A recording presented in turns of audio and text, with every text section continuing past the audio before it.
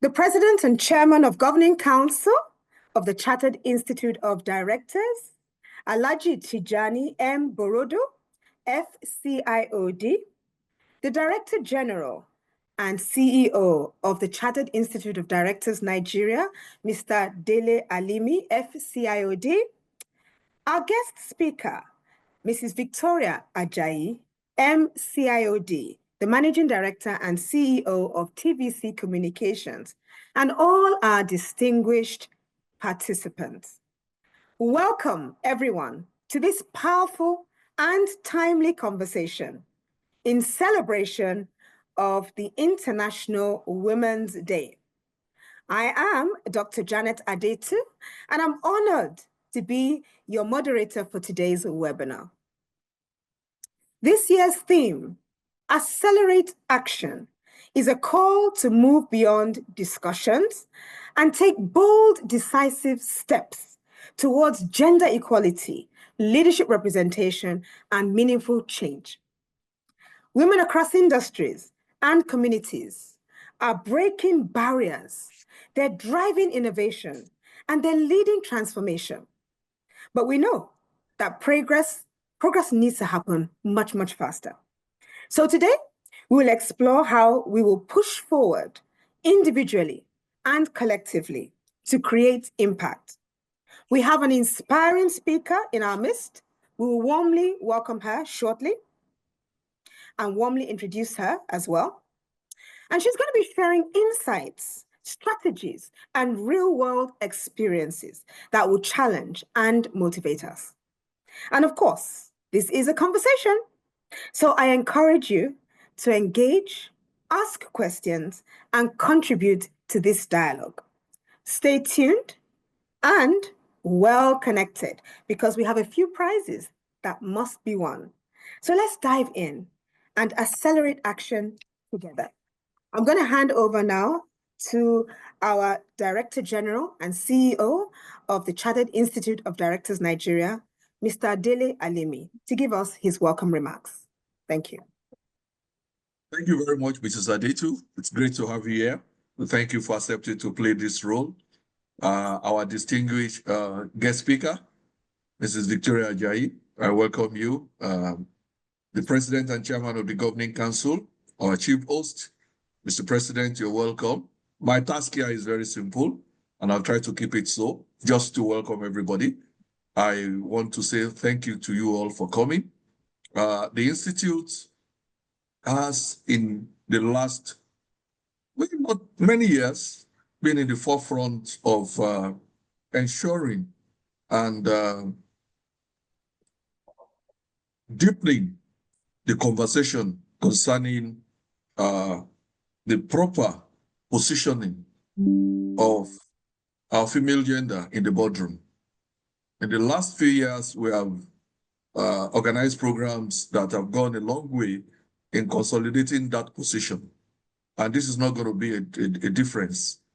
I'm happy to say that today's program will also shed light on areas we believe will take us beyond just talking or ticking the boxes, in consonance with the theme of this year's International Women's Day, which is Accelerate Action.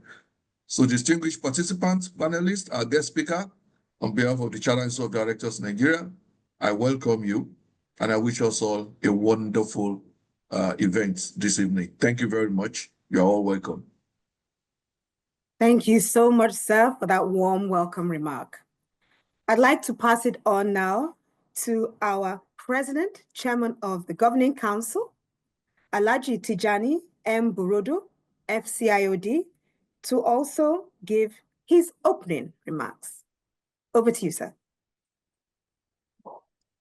Thank you, Janet.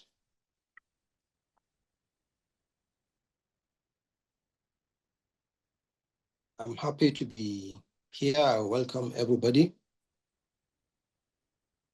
These are my few remarks.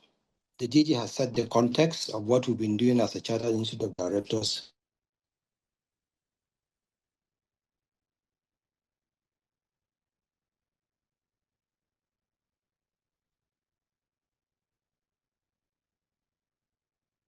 Sorry, sir, you're muted. Mr. President, you are muted, sir.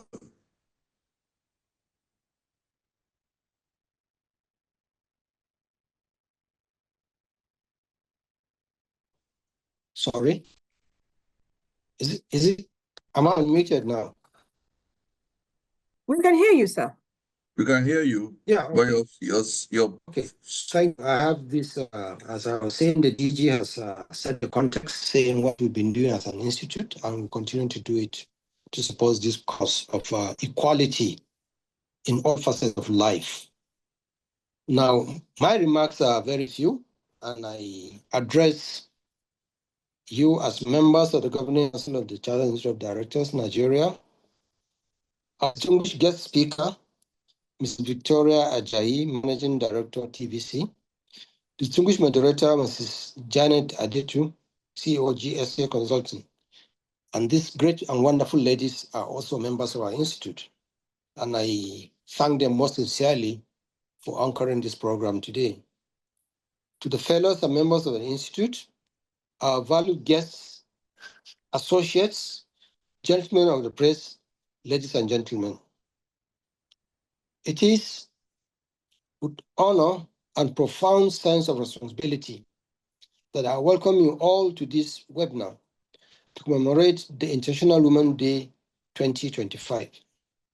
This year's theme, Accelerate Action, emphasizes the importance of taking swift and decisive steps to achieve gender equality. It calls for increased momentum and urgency in addressing the systematic barriers and biases women face in personal and professional spheres. Ladies and gentlemen, before I proceed, join me in appreciating our guest speaker, Mrs. Victoria Ajayi, the Managing Director of TVC, and our moderator, Mrs. Janet Adetu, MCIoD, both of whom have honored us with their presence despite their task schedules. As we gather today, we find ourselves at a critical junction in the journey towards gender equality. While significant strides might have been made, data tells us there is still much work to be done. The World Economic Forum Global Gender Gap Report 2023 revealed that at the current pace, it will take approximately 131 years to reach full gender parity globally. We don't have that time. The timeline is simply unacceptable, and it demands accelerated action from each and every one of us and from all of us collectively. Women representation on corporate boards globally reached 24% in 2023, up from 20% in 2020. However, when we look at CEO positions in Fortune 500 companies, women only hold about 10% of these roles. This disparity becomes even more pronounced when we consider intersectionally women of color, for instance, represent only 4% of the C-suite positions. Though we are not here to lament the challenges, we are here to leverage our collective strength, our resilience, and our determination to accelerate action. To affirm our commitment to creating a world where women and girls have equal opportunities, equal rights, and equal representation in all spheres of life. That is why the Chartered Institute of Directors, Nigeria, is committed to fostering diversity in leadership and promoting gender balance and equity in boardrooms, recognizing that diverse perspectives lead to better decision-making and organization success. Over the past years, we have witnessed remarkable achievements. We have seen women rise to leadership positions, challenge patriarchal norms, spark critical conversations, mobilize actions, and spring up in entrepreneurship and political leadership. We have, however, also seen setbacks and rollbacks on women's rights, increases in gender-based violence, and persistent pay gaps. Women are disproportionately affected by climate change, conflict, and economic inequality. The change, therefore, is what we must face these challenges by accelerating action. The charge, therefore, is that we must face these challenges by accelerating action and supporting women-led organizations and initiatives that drive change at the grassroots level, advocate for policies and laws that promote gender equality, and challenge discriminatory practices, celebrate women's achievements, and amplify their voices, among many others. Investing in women is not just a matter of fairness and justice, it is a matter of economic and social imperative. Studies have repeatedly shown that when women are educated, have access to capital, and enjoy equal rights and opportunities, the nation thrives. Investing in women's health, well-being, and leadership potential yields a return to us all. Excuse me. As leaders and directors, we wield significant influence within our respective organizations, industries, and spheres of influence. We have a moral and professional obligation to leverage that influence to create environments where women can thrive. This requires a multifaceted approach. Lastly, we must actively champion inclusive policies, procedures, and cultural norms within our organizations. We need to prioritize gender equality at all levels. This includes setting measurable targets for increasing women's representation and participation in decision-making and leadership positions, establishing transparent recruitment and promotion processes, and addressing unconscious biases that can hinder women's progress. Our task is to amplify women.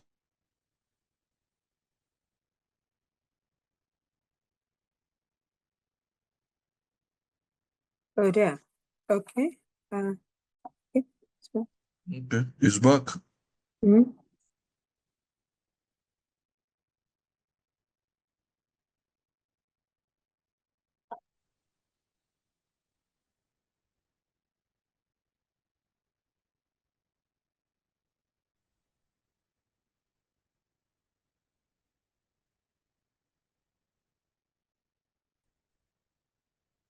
Hello? We can hear you, sir. You can hear me? Yes, sir. I think I was just trying. Let me just repeat the last part of it. Lastly, I said we must actively champion inclusive policies, procedures, and cultural norms within organizations. We need to prioritize gender equality at all levels.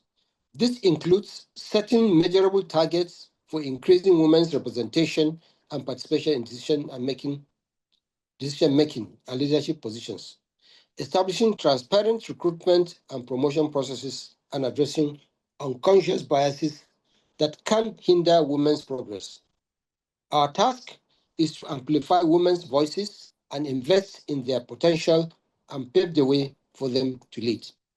Collectively, we can accelerate action for gender equality. Thank you very much for listening. Thank you so much, sir, for that well-detailed remark on women equality, progress, and leadership change. We really appreciate you, sir. Thank you so much. All right, so I'm excited. We need to accelerate action. On that note, wishing you all a happy International Women's Day. I want to say this whole month is dedicated to women. So the whole month is International Women's Month, so to say. On that note, I think we would like to now keep this conversation engaging and ongoing. We're going to now put up a poll, and it's a very simple question. And the question is, what does accelerate action mean to you? All right, so it is breaking barriers, leading change, advocating with others, and I would have loved another one there, empowering women. But for the three that you have there, what do you think accelerate action means to you? So just pick an option, please, and we will release the results based on what the responses are. So we have just like a minute or so to do this.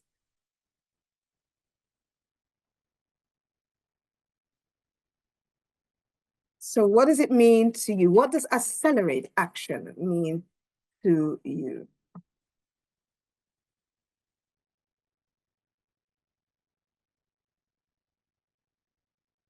Okay. We are looking for the responses. We have a few seconds left.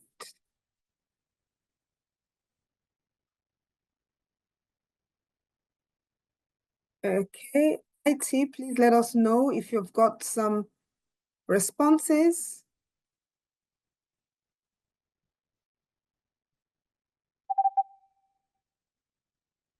Okay, it says time up. Oh, wow. So there you are. There you go. We have, interestingly, different people have different views on what accelerate action means, but we almost have a tie here.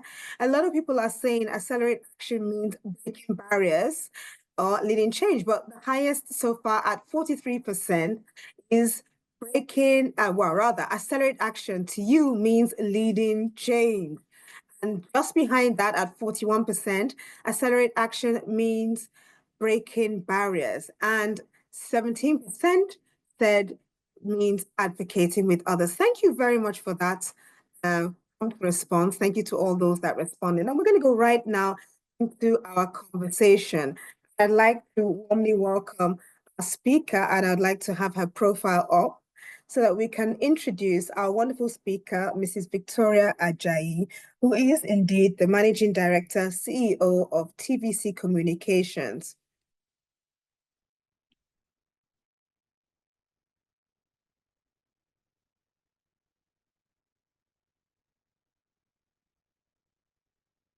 All right, a little larger, please, if you can.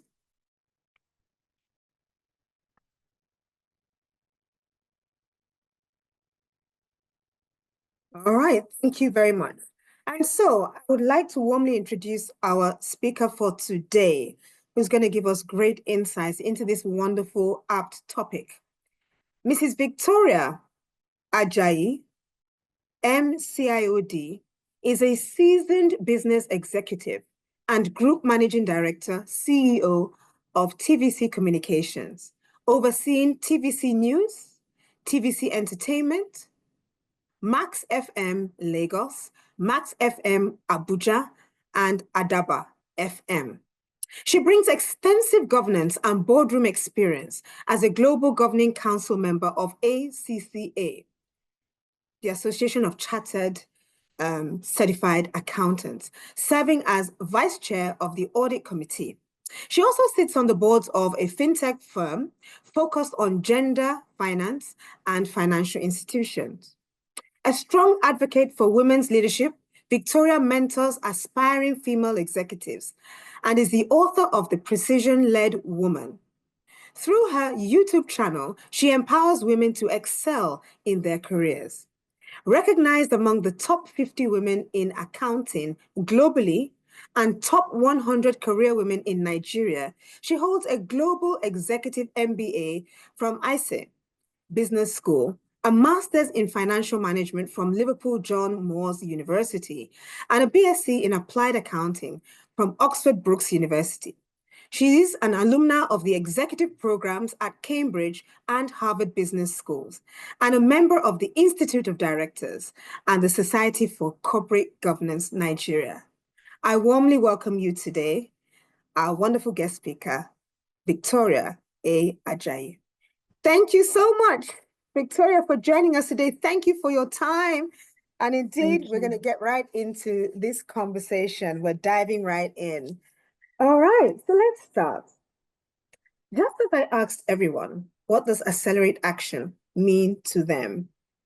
I would really like to ask you as well, what does accelerate action mean to you in the context of gender equality and women's empowerment? Thank you very much for the warm welcome. Sometimes when you read these things, I'm thinking, who is this? Got me. But thank you. I'm honored to be here.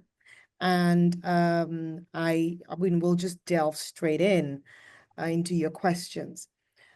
So for me, accelerate action is about just intensifying and speeding up our plans and whatever it is that we plan to do when it comes to gender equality, when it comes to the plans that we have in moving us forward with gender inclusion. It's about speeding up and intensifying.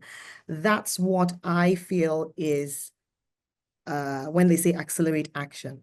The question I'll put back to everyone is, what is that one thing you are accelerating action about? For some people, they may be accelerating action for their career, in their careers, in their businesses. It could be towards gender equality. It could be towards even financing, where there has been bias towards them in getting finance. So it's, what is that one thing you are accelerating action towards? That's what we need to bear in mind when we say accelerate action. But for the context of International Women's Day and for IoD, we know that the focus here is, accelerating action when it comes to leadership, getting more women, in the boardroom, in leadership positions. So it's that, what is that one thing that we are going to be doing to move forward? Thank you so much. And I really love that question. What is that one thing that you are going to accelerate action? And it really is a question for all of us to ponder on as we just, step into this 2025. And indeed, think about it. What would you like to change about you to take you to the next level? And of course, for IoD as well, we want more women in the boardroom. So thank you so much for that. Okay, your journey has been quite inspiring. TVC is a large media outfit, and you're covering a lot of media channels. I'd like to ask really, what pivotal moments have shaped your leadership and drive for change? Okay, I'll give you a quick brief Yeah, on my career journey, which would then sort of set the tone for everyone. So you already, saw from my profile that I have a finance background. Accounting and finance is my bread and butter. However, that gave me a platform, or set me up to not just be the numbers person, but I had this oversight of the business from the financial perspective. I'm able to see everything that hits the bottom line of the business. So with that, it helped. Now, that isn't the only thing. The pivotal moment, I believe, for me is, midway through my career, I started having this uneasiness. And I thought to myself, already at deputy CFO level, I started thinking to myself, after CFO, what next? That was the question in my head at the time. And I started saying to myself, after CFO, what next? And I know some people will be at that level where you get to almost the peak of your career and you're thinking, what else is going to happen after this level? Because if I'm not being groomed to be the CEO, or what's going to happen to me? I was at that stage. But thankfully, along the lines, I had made up my mind that I would not be tunnel visioned. I will not just be in finance. I decided I would learn about every aspect of the business, which is the main pivotal moment I believe a lot of people need to note. I remember a few years ago, we had a senior leadership, depart the organization. And because of my knowledge of how HR works, so I started off my career not even in finance. I started off in HR and learning and development. Back then, I thought I was wasting my time, but all of that knowledge I had acquired came to play, because I then sat in for the HR director for some months, which meant I had to lead, a team of people, take certain decisions, pending the time we had that person replaced. Now, there's some skill set that I picked up there when it comes to, managing people, which is very different from when you are the number one finance person in an organization. And then months after, again, we had a very technical role, the lead of a technical role, the director of a very technical role, broadcast engineering, also left. And at that point, they needed, another leader to step in. And I stepped in yet again. It was a very complex role, but I stepped in for a couple of months and led that role. Now, you see, all of these things that happened helped expose me to other parts of the business that ordinarily I wouldn't have focused so much on. Yes, I had an idea of what's going on there, but when you're leading those teams and you have to learn specific things about those areas, then it really shifts and changes your perspective. So getting that opportunity to lead in those various areas, I think was critical and was very important. And that sort of changed the way I saw things. I wasn't really looking at, I needed to be at the peak of my own ladder anymore, because let's look at it as a pyramid, except for organizations like the military or where you have certain people move up that pyramid. And when you move up after a few years, compulsorily, there must be promotions. Compulsorily, there must be promotions. And the person at the top exits after a few years, which then means everybody keeps moving up. In a lot of organizations, it may not be that way. So people might be stuck in their careers, not knowing what to do because there's just no other way to go up. But knowing that careers are no longer linear as they used to be. Even if your specialism is in finance, or your specialism is in HR, or your specialism is in consulting and strategy, ensure you develop yourself such that you have enough capability to work anywhere in the organization. You have interactions with almost every stakeholder in the organization, from people to customers to board members, to that sort of circle. If you're able to ensure you have enough knowledge of what goes on in the various units, but also with key stakeholders, it sets you up. I think that's the pivotal moment for people to know that careers are no longer linear. You could be in one area as long as you have that capacity as a leader. You will be set up. For me, that is the pivotal moment, knowing that I'm not constrained to just being in that particular role. I could do a lot of other things. And I did it by myself. No one gave me the opportunity. I had to actually go on training sessions. I had to actually sponsor myself sometimes to learn some of those things. I had to sit with some of these technical people sometimes to learn about transponders in the sky, to learn about satellites, to really understand what makes the business tick, right? So when they ask me about any aspect of the business, I know because I had to learn it.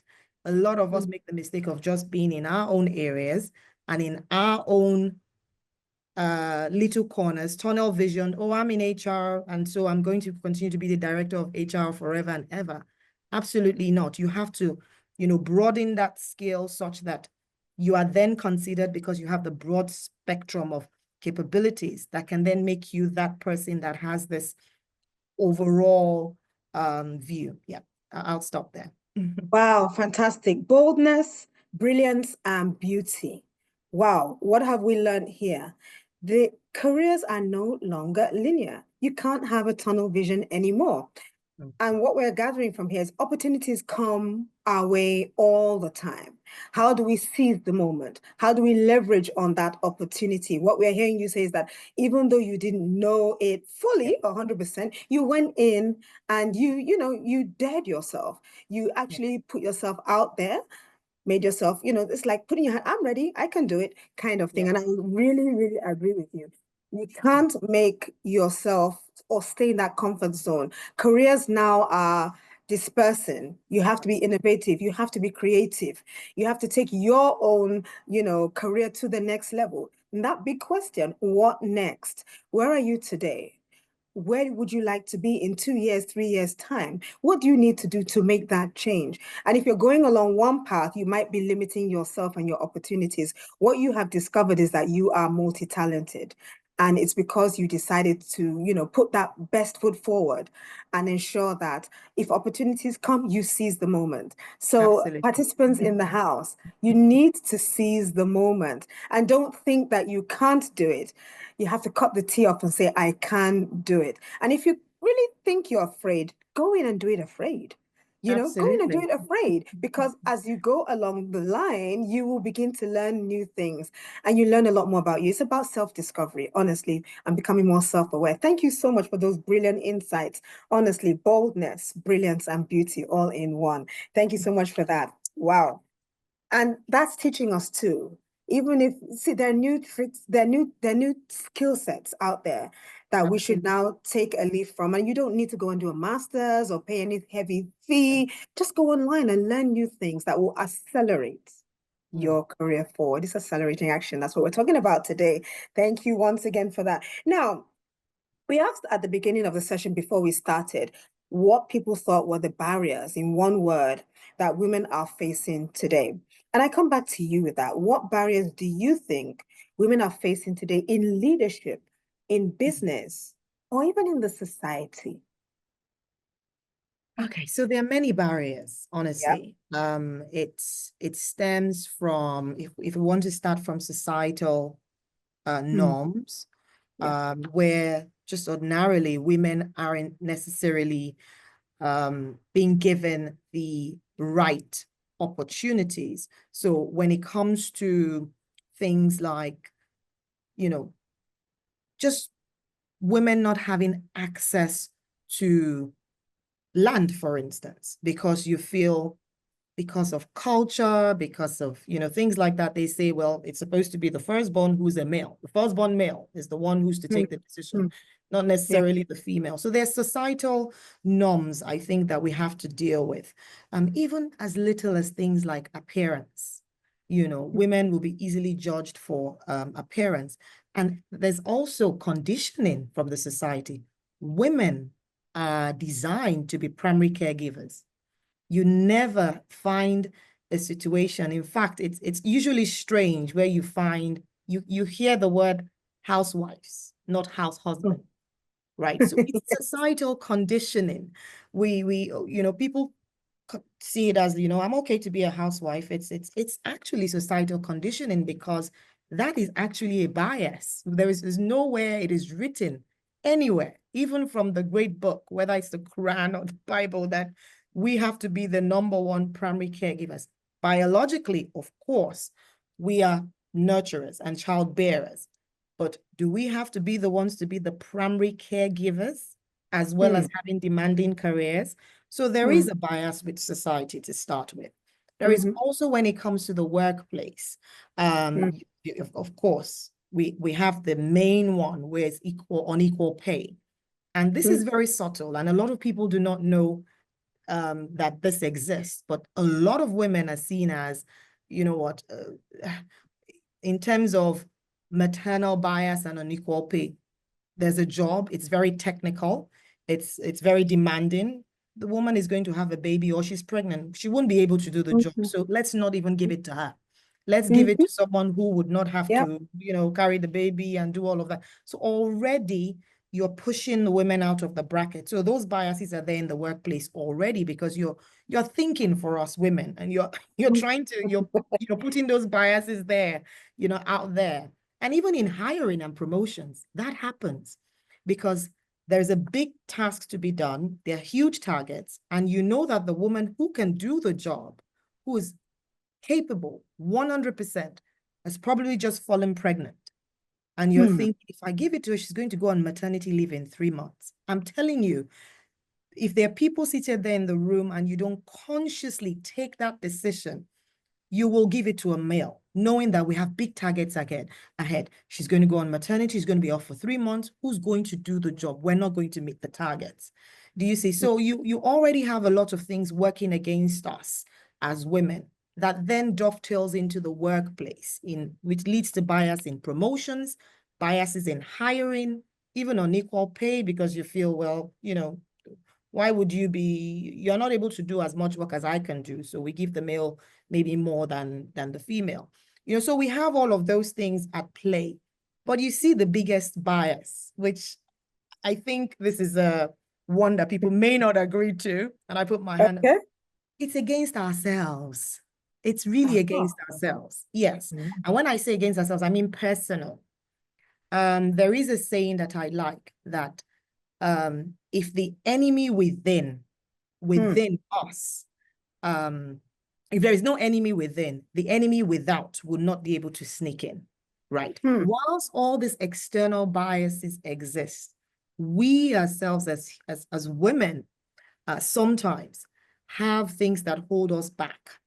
And it's biases against ourselves, thinking we cannot do it. We just can't do it because of all these other biases that have then, been impressed upon us. So I think we should deal with the ones, whilst we are dealing with all the biases outside, we really need to deal with the biases within ourselves and those things that hold us back as people. Because naturally, we, as women, you're thinking to yourself, just like the example I gave, opportunity meets preparation, right? You're saying to yourself, I can't do it. I'm only trained in this. Why would I want to do it? Whereas a man would not think I can't do it. Let's just go for it.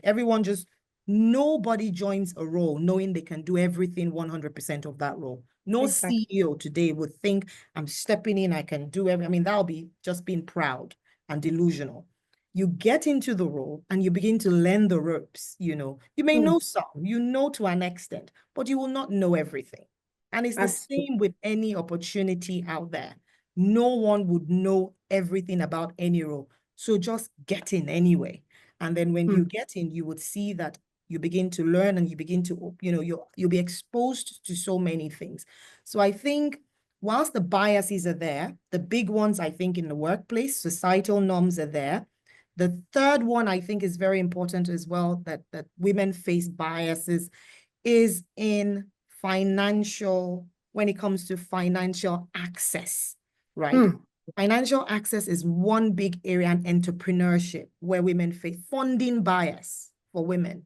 There's a huge gap out there. Meanwhile, statistics and evidence and everything possible shows that we are the most careful when it comes to loan repayments. I think I read a report from one of the development banks where when it comes to credit, women are so careful and they pay back their loans even more. When it comes to collections, women do not default, because they're very cautious. They don't want to be seen as, people who are owing, the risk wise. But also it affects us because women also do not go for the big sums. They don't go for the big loans because we're so risk averse. When opportunities come for you to go for very big funding for your business, you still draw back and think, oh, I don't want to owe money. So whilst there is not enough funds out there for women, you also still have women afraid to go for big funding when those opportunities arise. So you see that it's a mixture here when it comes to biases. We have to deal with the ones within and also the ones without. Okay, I'm going to really piggyback on that. Like you rightly said, even societally, we hear the woman's place or first priority is in the home and her career is secondary. So I get that. Yes, traditions and culture sometimes, can get in the way. But I love what you said about the biggest bias for many women is ourselves. And my piggyback on that is indeed self-doubt and the imposter syndrome. Just as you said, they don't go for the big money because they're risk averse. They're like, I don't know if I can really pay that one back. But self-doubt and the imposter syndrome is really a struggle for a lot of women. And at some time in our careers, we all face it one way or the other, I guess. So the question really is, have you ever faced this and how did you overcome it? Okay, so yes, everyone faces self-doubt, everyone. But the thing about self-doubt is this: it's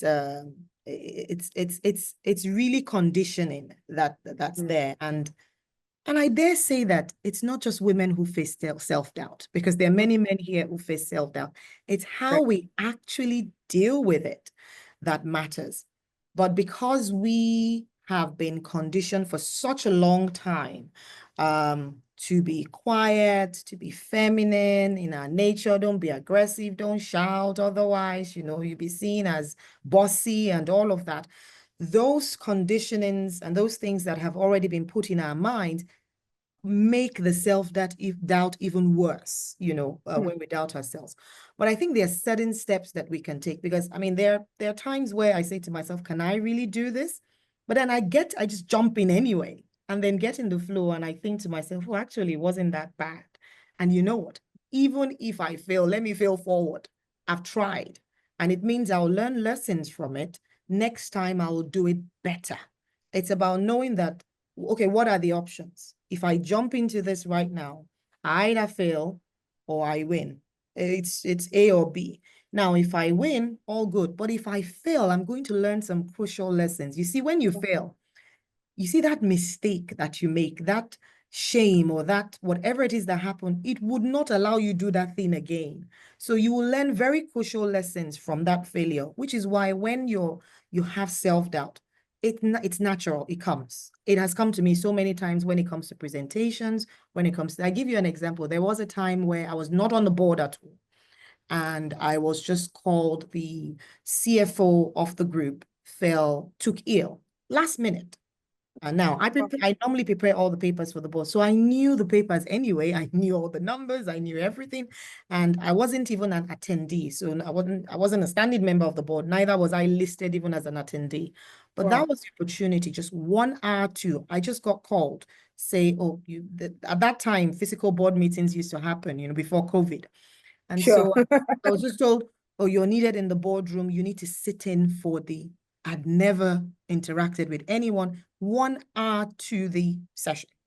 So I got my laptop up, opened the numbers. I knew the numbers already, right? So it was just a matter of what am I? And I was told, well, I sat down there. Oh, welcome, Miss Victoria. So we have to put you on the spot, but someone needs to present the numbers. You know the numbers, right? Of course, I nodded. I said, yes, I do know the numbers. And I just went into it and spoke about what I knew. Although they were lenient and they said, look, we know you're not a standing board members, but we're all here and this needs to happen right now.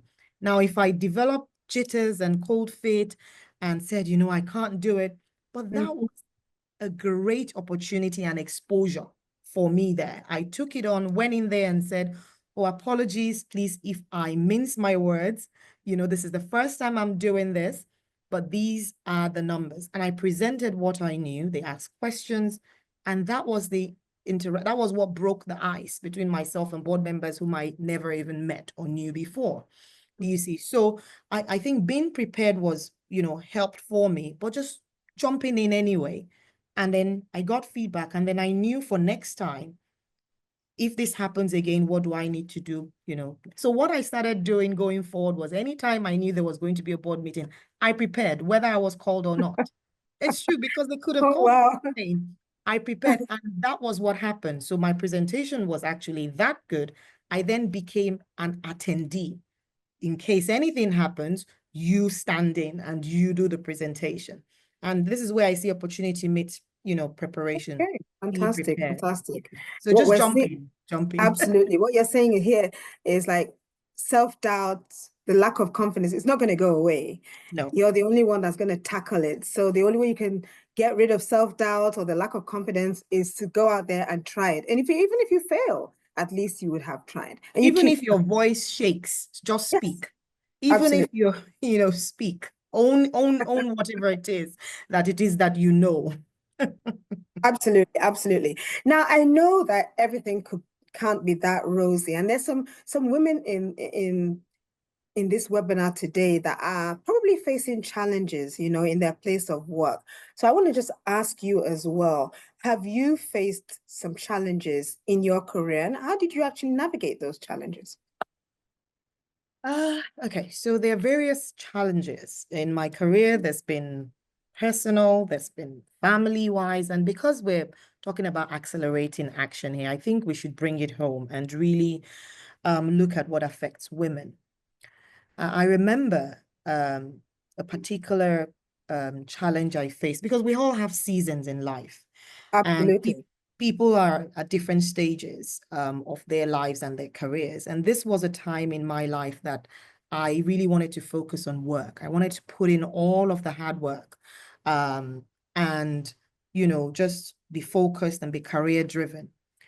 And I lived very far from work, very, very far from work. Now, the challenge was this: where I lived was our own house. My husband had built our first house, and there's no way, as a, you know, dutiful wife, I would say we're moving out of. It took blood, sweat, and tears to build that house. But that house was built even before I got the job. So the distance was quite a lot. It was so much that I had to wake up at least 4 a.m. Every morning. I had to, I think I would, just to beat traffic, I would be at the office maybe around 5:30, and then just sleep in my car till, you know, 8 when everybody wakes up. And then going back home, it was so terrible. The traffic was, this was before they did the, let's bring it home now, the Lekki Ajayi. This was before they did that stretch, the bridge at home. And I used to go to the mainland, right, for work, and then come back all the way to the end. And so at night, I'll be coming home at past 10. So I'll still stay because there'll be traffic no matter what. You know, even when you're there at 10 p.m., there'll be traffic. I was on the road sometimes till 11. I'm getting home 11:30, right? And then I have to be up again at 4. You know, obviously, these things tell on your body, on your work, on everything, as much as I was trying to. And so because a lot of some of the challenges we face, it's commingled work, home, and all that, which is why I'm sharing this story. And I remember one day I dozed off on the steering on my way. My husband was on the phone talking to me. And my driver had just left. I had a driver, but my driver had just left. So I was coming home. We're talking on the phone. The traffic was just not going anywhere. It was almost 11 p.m. on my way back from work. And I dozed off on the steering. I think I swerved. People, you know, tooted their horns. And I got home that they screamed, "Wake up, I know you're asleep," or whatever. You know, somehow I woke up. And I got home that day, and my husband said, "This is the last day.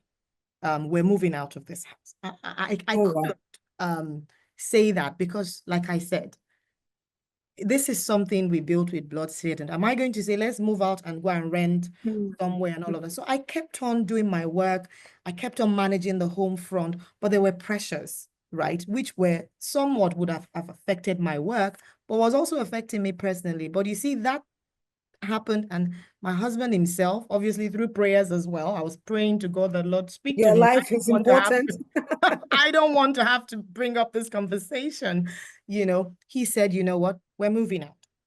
We're moving out and we're going to rent. We will leave the place of our own. We're going to rent somewhere that'll be much closer to you so you don't kill yourself over, you know, on this job. I know that you want to build your career. I know that you want, you know, and this is the support I will give. So there's a sacrifice there with that sort of challenge. The point I'm trying to make here is challenges will come on different fronts. It's how we then deal with it such that it doesn't affect us in the workplace. If we didn't move, I will probably have lagged behind a lot at work. I wouldn't have had the opportunity to grow in my workspace and things like that. Yes, I probably would have broached that conversation, but, you know, I just took my own time to say, you know, hopefully this will be resolved, and it was. So thank God for support systems and men who truly understand that we need their them as the backbone. Makes sense. Because when these challenges come up, you need your men to be there to be supportive. Absolutely. Men as allies, as we call them. So, Fantastic. exactly. Thank you so much.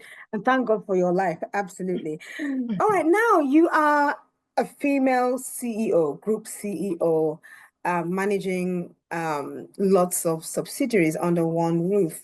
And we're talking about accelerating action. I just want to know what steps you have taken in your capacity, you know, to really accelerate gender equality in your own space. Personally, there are various things. Like you know, I already mentioned, I do try to mentor people when I can. We have a structured mentoring program. I have to, because of my schedule now, I had set up a women's network for women in accounting and finance. And through that network, we bring in, women, and we ask them to, we're oversubscribed most times. There's usually not enough people enough mentors. So I don't do it alone. I decided, you know what, I know there are other female leaders who have the capacity. So we do like a matching exercise where myself and some other female members mentor young and, just rising young leaders. Absolutely. That's one. But even in the workplace, there's specific things we women can do. And except women are in mid-level or senior leadership positions, they are not exposed. Let me use a practical example in my workplace. I remember we had the opportunity, we were trying to be certified as a great place to work in the company. And sometimes companies take this thing serious. We want to be ISO standard, we want to be this, we want to be that. These are the areas women leaders can come in to say, what benefit or what opportunity or what welfare package would actually drive more gender inclusion in the company. And I remember we were presented with a list, we have a staff rep thing going on in the organization. So many initiatives were listed and a staff crash was mentioned. Now, a staff crash is an expensive venture. I won't lie to you, because if you look at the benefit vis-a-vis how many women are getting pregnant in any year for you to have a staff crash, depending on your company size, right? Now, I remember I was the only senior female leader in the organization at that time, but I saw that and I saw the reason behind wanting that, because I went through it. When I had my first child, I had to go into the filing room where there were files and everything. There was really nothing. It was dusty and everything. And I got my pump to actually, because sometimes I'll feel very uncomfortable. Wow. Absolutely. To get some milk and all of that out. And I stood actually for 30 minutes during my break time to actually extract, just so I can be relieved and go back to work. So I knew that process is not comfortable for women in the workplace. And so when that opportunity arose for the initiative for staff crash to be, I put my hand up and 100% pushed for it, for the staff crash to be built, because I was in that position where I could say, you know what, it's absolutely necessary. Even if we don't have the most fancy one, let's have a mothering room, just a space, put some whatever it is that's there, so that women who are lactating or, who have just newborn moms can come, the joy on their faces. When someone has just had a child, absolutely, and you bring 3 months after, you're able to bring your child, put them in the mothering room, maybe even let the nanny be there with them, and you're working and you can just go there, breastfeed, come back. Absolutely. Yeah. The amount of productivity, it spikes, Honestly, So these are some of the things where you feel women may easily be left out, and their initiatives to push that will bring women together. I think women should jump on it, grab it, and push for such opportunities for other women. Whether they've experienced it or not, you're paving the way for others behind that would benefit from it. So I think in small ways like that, ensuring you're checking the quotas. I'm usually very cautious. For instance, management level, how many women do we have? I get the statistics every month from HR to say, where are we in terms of our statistics, what's our representation of women at each level, the lower cadre, the middle level managers. What am I doing on my senior management team? It's 50-50 right now. I was very conscious about that, to ensure it's 50-50. Having a women's network in the organization is another thing that I'm supporting quite strongly. So the women come together, do things together, encourage each other to invest in each other. Do you see? So small actions like that matter in the workplace. So these are some of the ways in which we... Absolutely, yes.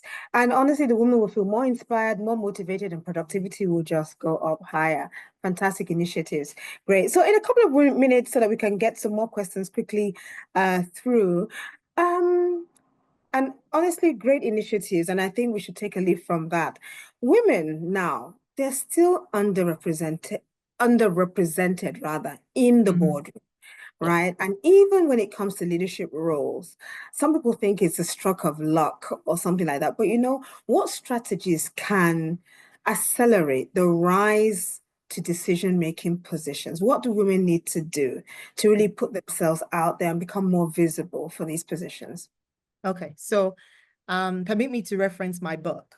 And that was why I wrote the book, which is one of the reasons. I know I do not have enough time to mentor everyone, which is why I also started a YouTube page so that I could just use these avenues to reach lots of people.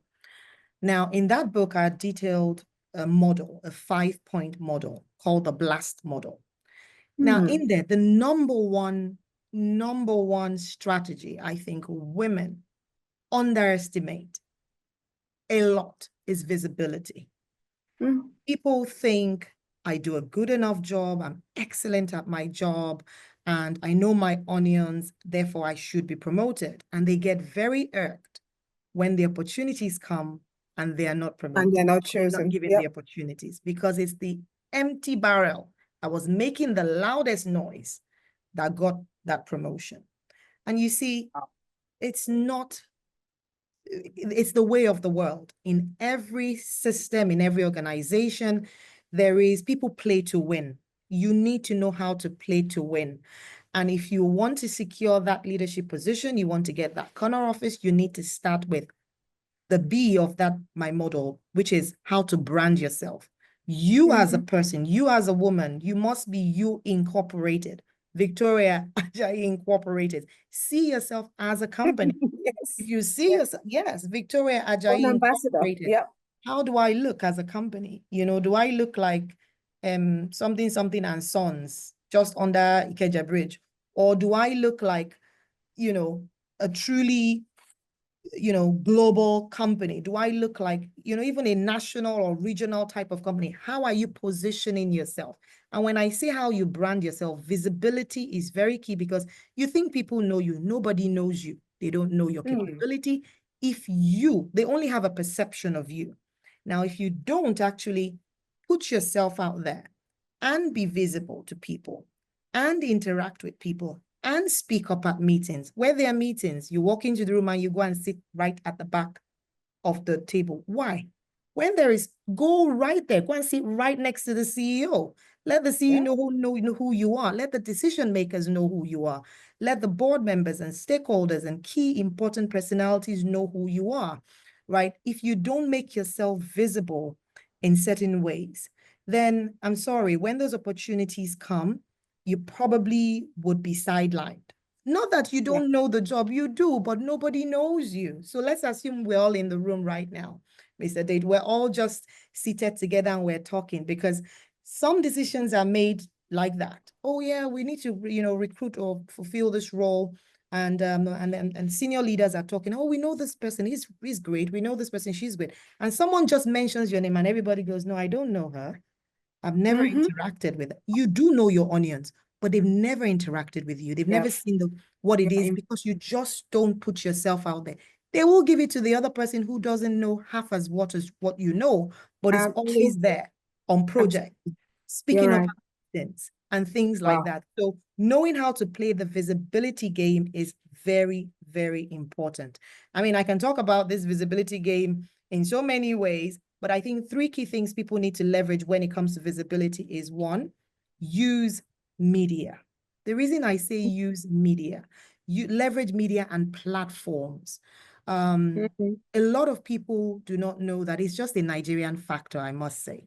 We do not appreciate what it is that we have. It's like in the days of Jesus Christ, permit me to use this. They will say, is that not the carpenter's son, right? So sometimes people know you so much and they just underestimate you and your capabilities. But when they begin to see what you're doing on the external front, they're seeing you on LinkedIn, they're seeing other things you're doing outside of the organization, then they begin to, we don't want to lose this person. Look at the great things she's doing here, there, and everywhere.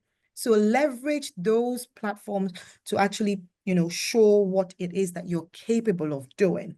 Apart from speaking up whenever you have the opportunity in the organization, take up projects where you will be seen, where you will be, you know, what are you even known for in the organization? Let's start with that. Are you just, what is that one thing where the moment they say, we need someone for excellent presentations, go and get me Victoria. You see what I mean? It is, you must be known for something at the workplace, not just everybody else. It's getting very competitive. And for you to secure that leadership position, what are you known for in the organization? You incorporated, what is your USP? right? So when it comes to branding. So I think branding is absolutely crucial. And so don't shy away from it. Develop your network strategically. That's the third one. So whilst I say speak up at meetings and, you know, get involved in projects, leverage media and platforms, but also network. Don't network anyhow. Who do you have access to? Network in such a way that, one, within your career space, let's use an example like HR. Are you in the main HR industry platforms? Do they know you as anything? What value are you adding there? For instance, I'm with IoD now. I'm amongst other directors. What is the role you play amongst other directors there? So you have to look at your immediate career circle. What is happening with you there? How are you engaging in those circles? You can't be an island. It's not possible. That's not the type of visibility you want. So look at locally, look at regionally. How are you impacting? Then take it global, just as I have done. I was quite strategic with mine.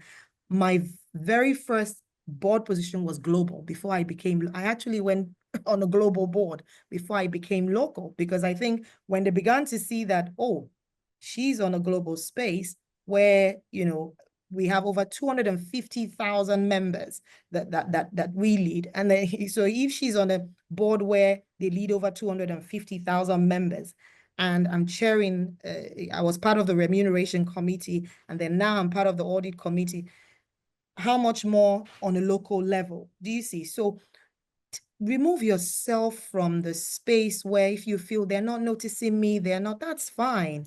Begin to look beyond that. Expand your horizons, expand your territory. Don't stay local. Begin to look at other opportunities when it comes to networking. Use your schools. Some of us have gone to very good schools in their network, you know. So look at how you can network strategically for yourself, for your career, and for your visibility. I think I would stop there. Wow, thank you so much. Definitely fantastic nuggets. If you're trying to get a leadership position and you're trying to rise to any kind of decision-making position, our speaker in the house, Mrs. Victoria Ajayi, says you need to brand yourself. You need to use media platforms as best as possible. Put yourself out there and be visible. Take up projects. Develop your networks, especially in your career circle. Right. And then you really have to go out there locally, regional, and globally, right? Expand your horizon. Fantastic. Now, because we have some men in the room, and I know time is really short now, we have some men in the room. And we know that this is not just a hearsay, it's a movement. Means it's going to take all of us collaborating together to make this happen, to really put women out there for inclusivity.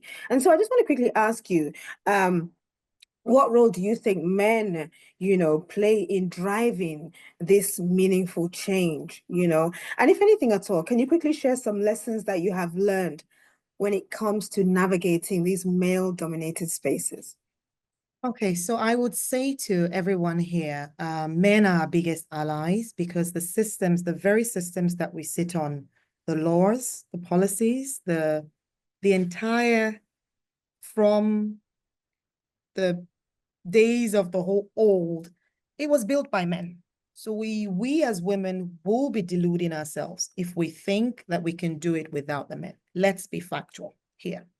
We need men on our side, because everything has been designed around them. Because if we look back history-wise, I always try to understand where we've come from. And I remember when I started my gender advocacy journey, or I wanted to be supporting women, I went back to look at history. And I really understood what the women suffragists went through, and how without the men, they would never, in Britain, in America, and in all those places, men actually helped achieve the right for women to vote. If it wasn't for that, no matter all the meetings I had in closed doors and everything, the use of media, the use of everything, they still needed men, because everything was built by men. So we cannot underestimate the power of men. So please do not see men as, oh, it's men against women. It's never that. Men are the biggest allies. And I dare say that there are lots of men out there who support women. They are. Oh, What yes, we need to do is to ensure you leverage it in such a way that you let them know your plans. You let them know that, look, I want to grow. And look, take me under your wing. I will be your protege. I want to learn from you. I want you to put me forward. I want you to mentor me. I want you to, speak up for me, be my sponsor. Let the men know it's not just about the way, because there aren't enough women anyway who are leaders. Yeah. So make Right. use of the men who are there, collaborate and be useful, add value to them. It is when you add value to them, you're not draining and always taking away from them. That is when they see you as someone who, you know what, this person is value adding. If I need to get this thing done, I'm going to go to her because I know she would deliver it for me. Presentations, she'll clean it up for me. Whatever it is, she's going to do it for me. Then they see you as a valuable individual. When you give value, value will come back to you. So men are very crucial. There's nothing we can do other than to ensure we continue to work with them. We ask for their continuous support, but we also communicate what it is that we need. Because sometimes if we don't communicate the perspectives to them, they don't see it that way. They absolutely wouldn't, because men are wired to see things in a particular way. Until we take our time to explain and communicate our point of view to them, that's when they then see it differently. So men are allies. We need them. We need them 100%. Have you learned any lessons, just working around in a male-dominated environment? Oh, absolutely. Oh, absolutely. I think one of the biggest things I have learned is, or one of the things I have faced is, when I go into a room and a lot of people, oh, Victoria, and they see me and they go, most times in my industry, especially the way we're set up, it's mostly men. So is that the Victoria? They're talking about that small looking woman, and then I tend not to speak a lot. That's one thing I have learned. Until it's time for me to actually speak, and then people go, oh, she actually knows what she's talking about. So I think with men, we need to be careful. I think people expect when they see you, you're going to be all, very fast and very, that's not the approach. I think if you do know your onions, take your time, to deliver, take your time to cascade whatever information it is you need to cascade to people, because oftentimes men are wired the same way. They want respect, honor, they want to be all of that. Yes, but when I then speak, I will never speak condescending. I will never speak disrespectful, but I'll speak from a place of knowledge, from a place of a power, knowing that I know and I'm sure of what I'm speaking about. And with that, you earn their respect. It's really about meritocracy. What do you know? What is your intellectual sagacity, such that you can then, speak to other people around you, and then they listen to you. Don't go empty. Don't ever go empty. Go with, a knowledge bank. Know what it is that you know your onions well. And I think everyone, you earn your respect. Absolutely, absolutely, absolutely. I'm going to wrap that up in a moment. Just a couple of questions more. We can just quickly wrap it up briefly. So looking forward and looking ahead, what really excites you about the future of women in leadership and business today? Honestly, in business, let's bring it down to Nigeria. As much as the statistics show that there's still, in terms of women CEOs in very large companies, it's less than 10%. I think we're doing fairly okay. Fairly okay. Not where we want to be. Right. But where I personally think we can move the needle and we can really change things, and the economy will see the socio-economic impact will be made. It's not just in the boardrooms in private sector companies, but it is in governance. And I know that a lot of things have happened in the last few weeks that have put a damper on our progress when it comes to gender inclusion for women, but it shouldn't deter us. I personally feel strongly that if women are not in the upper echelons of government in our nation, where they can truly influence policies on education, in health, in community development, women will continue to be women and children and girls will be the face of poverty. We will continue to be the face of poverty because we are the ones that are usually hugely affected. when we do not grow. And when we do not have enough women, I'm sure you know the statistics already of the way our bicameral legislature is. 469 seats, of which 109 people are in the Senate, 360 are in the House of Reps. We only have, in total, 4 women in the Senate, and we have 16. So in total, we have, the percentage is very, very low, very low. And Absolutely. if there are people not making policies at that level, how will the socioeconomic impact, the ripple effect, how would it filter down to funding, which I spoke about earlier, to ensuring girls have the right opportunities when it comes to education, to ensuring health, to ensuring, all of these things, because private organizations are doing as much as they can. You and I, IoD, and all the other societies are having conversations this month. We're talking, we're doing all these things. The best we can do is continue to mentor women, draw them to our sides, ensure we bring more people into the room. All of that is great. But you see right up there where the big decisions are made and we can make true socioeconomic impact for our nation, is where the change really needs to happen. And I do hope that as we accelerate in action, this time, a lot of focus will go to that, and people will begin to ask, what can I do actually in this stance, in this stead, and what can I actually do to accelerate action for gender inclusion on that level?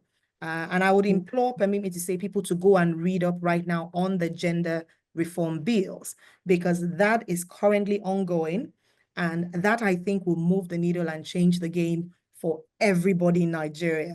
It's going through the House right now, and I believe that is really something that can move the needle for all of us. When we have women right up there, policies will cascade down and filter through to organizations, filter through to, grassroots, filter through to every aspect. Development banks, you will see more women there. Funding will be released.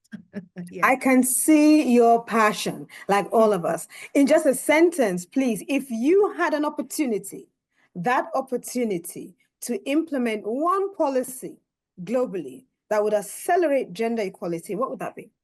Just in a sentence. The one I just spoke about is the gender reform bills.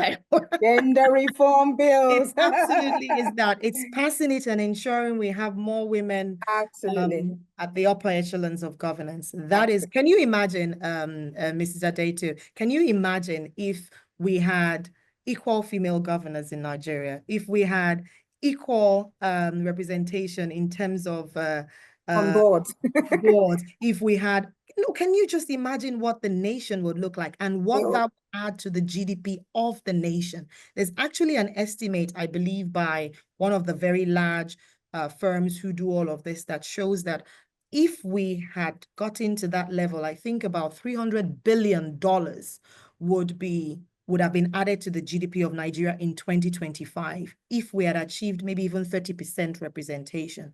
About $300 billion would have been added. I don't know how they came about their statistics, but they know how to, well, maybe it was McKinsey or one of them. I don't remember. Yeah, but absolutely. That's one thing that I will go for. Fantastic. Okay, your final word of encouragement, please. What is that one action that everyone attending today's webinar can take to support women empowerment? One final word is, honestly, stop doubting yourself. Stop doubting yourself. Just go for it. Jump in, take the opportunities, invest in yourself. No one is going to do that for you. Opportunity meets preparation. And just be prepared, because the opportunities abound. There are opportunities everywhere. If you're not prepared, you won't be able to step in when they need that one person that everyone's thinking, who's going to be our savior here? And then you go, oh, actually, I have that skill. So opportunity meets preparation. Forget that thing in your head and just jump in. I love to end with this quote. It's by Eleanor Roosevelt. It says, women are like tea bags. Until you put them in hot water, you don't know how much Thank you can get out of them. And so bear that in mind each time there's self-doubt that, look, I'm like a tea bag. It's when you suck me in and then you see how much you can draw out of me. And so, yes, I'll end on that note. Absolutely fantastic. I love that quote as well. You never know the strength of a woman until she's challenged. Absolutely. And so, like you said, opportunity meets preparation. So, ladies, stop doubting yourself and really, really invest in yourself. Take your time when it comes to deliver. When you find yourself in a room full of men, honestly, you must know your onions. Go in well prepared so that you can earn that respect. Don't go in empty at all. It is absolutely important. Indeed, I love your policy, gender reform bills, absolutely. And so this is time for us to step up, step forward, just as our wonderful speaker has told us. You must seize the opportunity and leverage on every opportunity that comes your way. Thank you so much for those wonderful insights, Mrs. Victoria Ajayi. We really, really appreciate them. And honestly, we can see that where you are today is because you took some huge, bold steps. And like I said, boldness, brilliance, and beautiful. And beauty, rather, has taken you and brought you to where you are. We're all taking a leaf from that. Thank you all. Well, thank you so much once again. Thank you. I must say, great nuggets. Thank you for having Let us me. just go straight into questions and answers. The Q&A session. If people do have questions, we're quickly going to look in the chat. I'm not sure if there's any question, if Betty can let us know. Thank you so much. Lots of beautiful compliments to you. Questions Very in the awesome session. Q&A section. You just check the Q&A section. Some you have answered, but I think there are still some questions there. Okay, there are. Okay, absolutely. Okay, thank you so much for that. So I do have a question here. The first one, I think about a few questions. So the first question is, what do you think influenced how you got the opportunities to lead in other roles? Did you have sponsors? What advice will you give others to position themselves for such opportunities? Okay, interestingly, I did not really have mentors to start with I wasn't one of those, there are lots of mentoring opportunities now because people are speaking up a lot about it, but I never had a mentor. I just saw whoever was my boss as, you're my leader. I'm just going to learn as much as possible from you. I'll take what's best from you. I remember my very first boss, she was a workaholic. My very first boss was in the UK. I worked with her. Workaholic to the core, but she also drank a lot. So I did not take the drinking part from her. I looked at what was good and I saw her as my mentor. I didn't necessarily ask or subscribe to say, oh, can I be a mentor?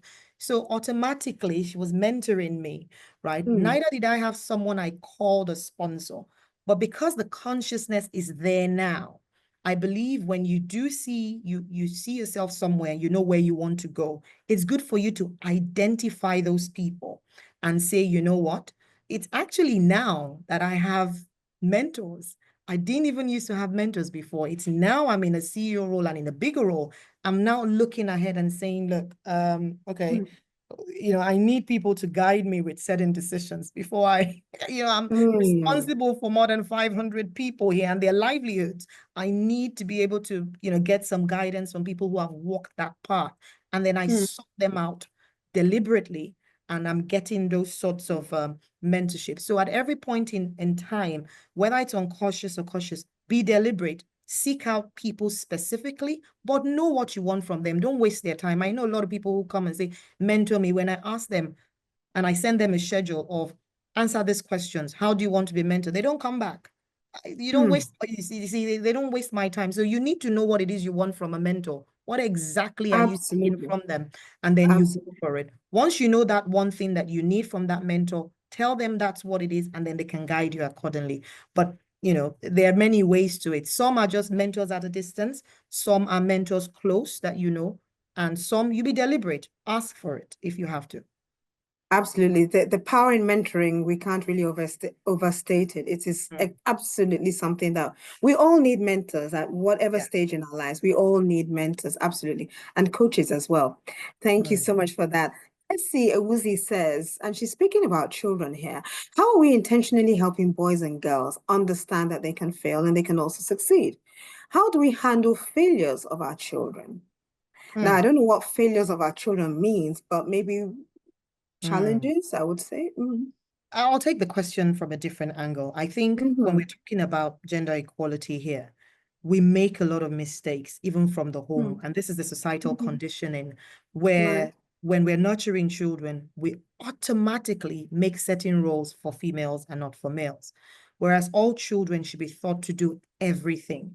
If there are roles in the house, and I know some people will challenge me on this, whether you're a boy or girl, you should lay your bed. You should learn how to cook. You should be able to do every single thing every child should be. It's not for the girls to do chores and for the boys to play football and go and help daddy change the tires. No, all the children should be equally brought up to par when it comes to chores in the house. Everyone. This societal conditioning we have where only boys do certain things, only girls fetch water and wash the plates, boys don't wash the plate. Absolutely not. Everybody, that's why they end, some of the male that we have coming out, of university and things, come out thinking, no, you're meant to cook for me, you're meant to clean and wash my whatever it is. Absolutely not. We're equal standing. You should be able to do that with both, we should be able to do both of those things. When you get into the marriage level, then you can start to say, okay, women are more nurturers, they care for the home and all of that. But when you're raising children, I beg of you, please, let's ensure we're grooming well-rounded children who can help us in life. If you don't have a female child, who's going to do all the things that need to be done in the house? Do you see? So we should bring our children up and raise them to know that all these things are meant to be done equally. Girls should be able to change the bulbs. Why shouldn't they learn how to, drive cars when it comes to the certain age? So these are the ways I think we should ensure we're bringing together. That's how gender inclusion, we close that gap from the home without segregating. Some roles are for only women sweep, only women wash the dishes kind of thing. Yeah. Yeah, I like that because when it comes to parenting and childcare, we actually need our main male allies to share some of these responsibilities with us, because a woman really can't do everything. Absolutely. And so if we get some of the men to share, and some men do it happily, go to some of the PTA meetings, drop the kids off school, do some of the homework. They want to really be part and parcel of their child's life, because sometimes if you allow your career to take over you, you miss some very crucial aspects of your child's life. So sharing the responsibilities will help that.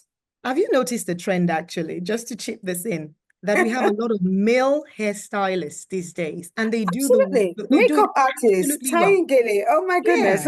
And this is where we need to get to ensure there's more, it's not about it's interesting. This role is for male or for females. Absolutely. No, it's all there. It's all mixed and diverse. Now, absolutely. I have another question here. My question is about what are the regulatory bodies doing to ensure corporate governance in various companies, especially the private companies? She's talking about who monitors and insists on the female percentage participation in organizations. Okay. So they just playing by the air. It depends on the industry. For instance, CBN has its own rules because that's banking. Every regulatory body. So if you're in telco, it's NCC. If you're in broadcast and media like me, it's NBC. It really depends on, what your regulatory body has in place, aside, what a corporate governance, global corporate governance standards, say. So it really depends on your sector and what your sector has put in place. So you really need to understand what is applicable to each sector to know what is permissible. But there's still general corporate governance standards, codes of governance that apply when it comes to what is expected. But there's nothing that's going to sanction anyone in particular if your industry hasn't taken a stance, on what is required and what not. I think CBN is doing very well in terms of the banking sector. That is why we have seen quite a number of female-led, banks right now. Absolutely. Yeah. In Yeah. banks. Absolutely. Absolutely. And I really crave your indulgence. I really have room for one more question here. And I really like this question because it really is your space. How can media houses ensure that gender equality efforts are inclusive of all women, including those from marginalized communities?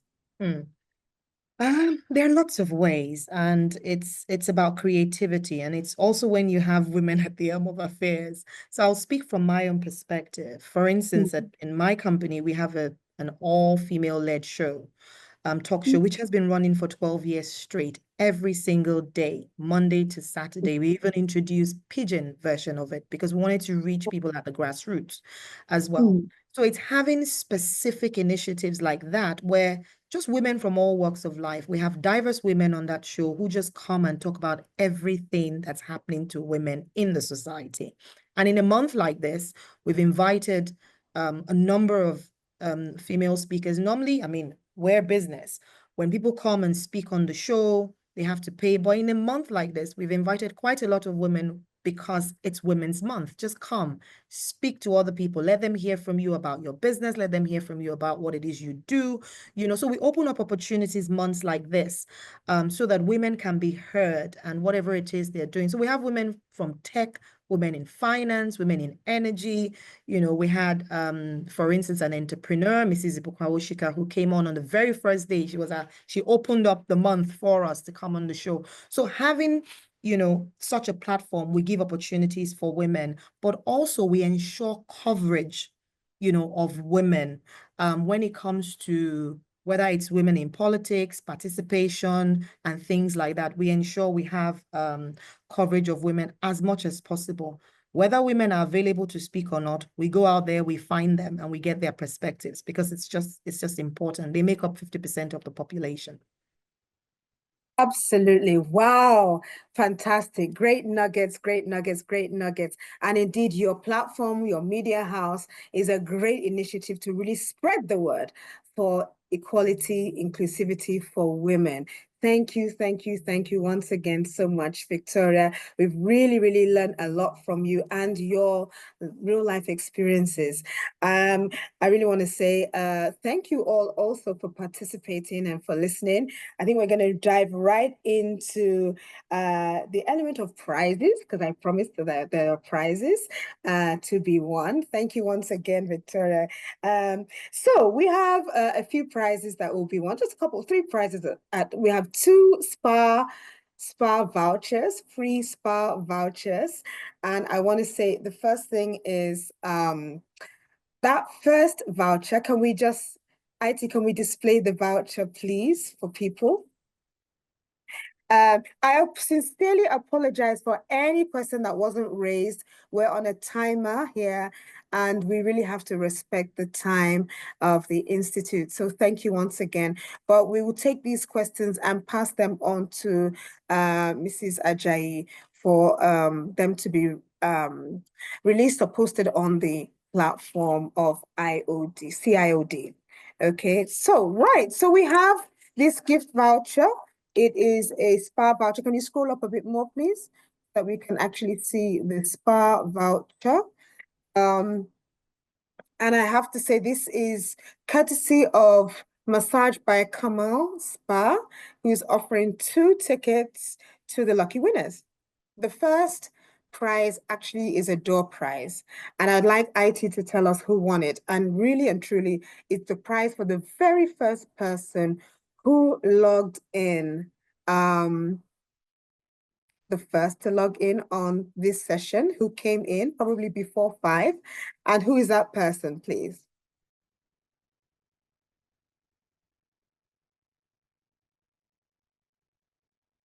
Okay, I think we have a name here. The name is, if I got that right, I think I saw, what's in the name here? Salami. We have that name up again, please? Yes, thank you very much. The person who logged on to this particular webinar, the International Women's Day webinar, her name is Salami Latifat, or Latifat Salami. She is the one who wins this SPA prize.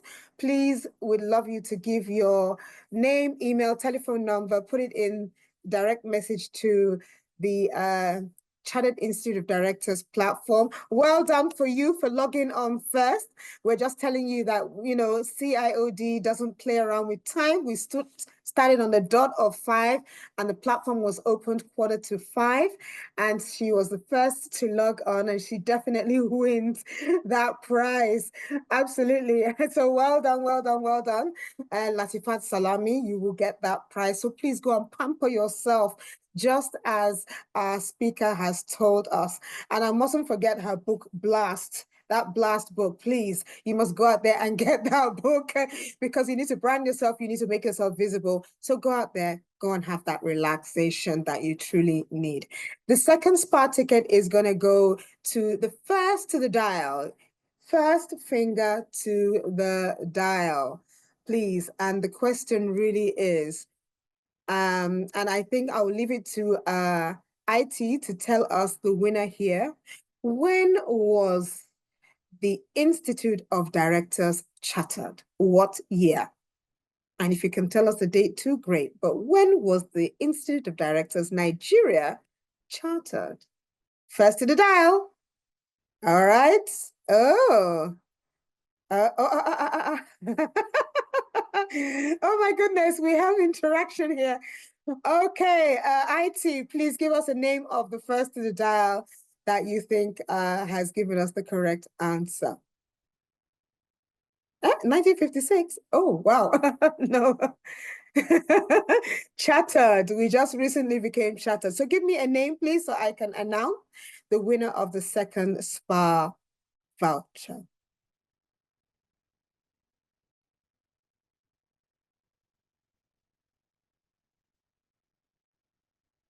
I'm waiting for a name. Other people responded almost immediately. So can I get a name? Or do you need a date as well? Okay, who is first to the dial, please?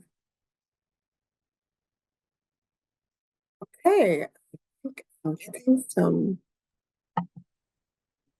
From what I see here, the Yes. first person to get it right Is it Laide Adeyemo? is Laide Adeyemo, yes. Laide Adeyemo, yes. Well done, Laide. You will have that wonderful treat at the Massage by Camel Spa.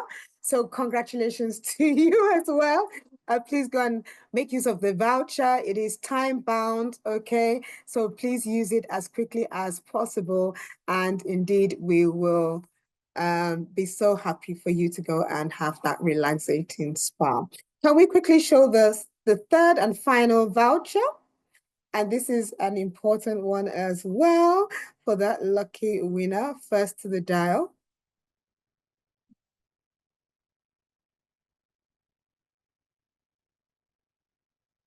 IT, please put up the last voucher, please.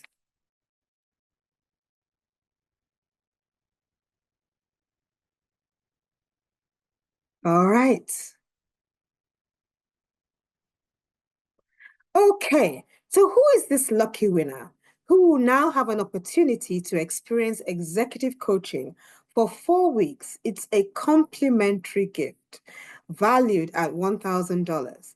You need to unlock your full potential. You've heard so many things today. Our speaker, Mrs. Victoria Ajayi, just told you, put your best foot forward, go out there and leverage opportunities. But how do you know your opportunities? And so the question for that winner is first to the dial. This year, the International Women's Day is celebrated by 2 particular events or themes. The first is Accelerate Action.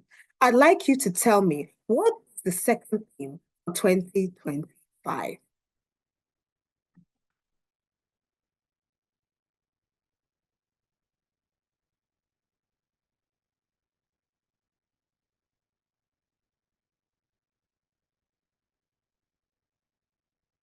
No, I haven't seen it yet. Okay, I still haven't seen it yet. There are 2 themes this year. Okay, Equality for women, breaking barriers, no. Still waiting for first to the dial. Accelerate action is the first. Is the question so hard? Wow, yes. There is somebody that has gotten the answer. Yes. It's Tolu, who says, all for women and girls, for all women and girls, right? Equality and empowerment. That is the second theme for 2025, believe it or not. And our lucky winner is indeed Tolu. Can't see her surname, but can IT get her surname? For all women and girls, rights, equality, and empowerment. I want to believe she's the first to the dial, and she has gotten that right. Tolu Olaloye. All right, you are the lucky winner. So please give your email, telephone number, your contact details to IT, to the IT or yes, administration, and they'll get across to you. You are a lucky winner for 4 weeks executive coaching. Wow, all free. And that is how we call accelerating action, holding another woman and pulling her up. Absolutely. Wow, it's been a fantastic time here. I want to really appreciate all of you for being very participatory in this wonderful webinar today. A huge thank you to Mrs. Victoria Ajayi for her time, her great nuggets. Thank you, Chartered Institute of Directors, Nigeria, for making this happen and making this platform available for all the women out here. We would really need your feedback as well. There'll probably be a link out there, a feedback for this session.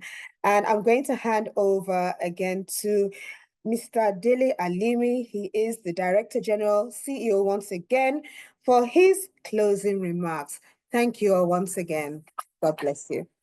Thank you very much. Thank you very much. It's been a wonderful 1.5 hours to almost 2 hours thereabout. Thank you very much, Mrs. Adetu, for the wonderful way you have moderated this conversation. And of course, thank you very much, Mrs. Ajayi. Some of the things you said resonated so very well with me. My mom had 7 of us and 6 boys and 1 girl. And I tell you, when my mom is cooking, all the 6 boys must be there. And this is something that helped me even as a young married person. I tell my wife to be on bed and I cook. And I think that's why I'm enjoying my marriage so much today.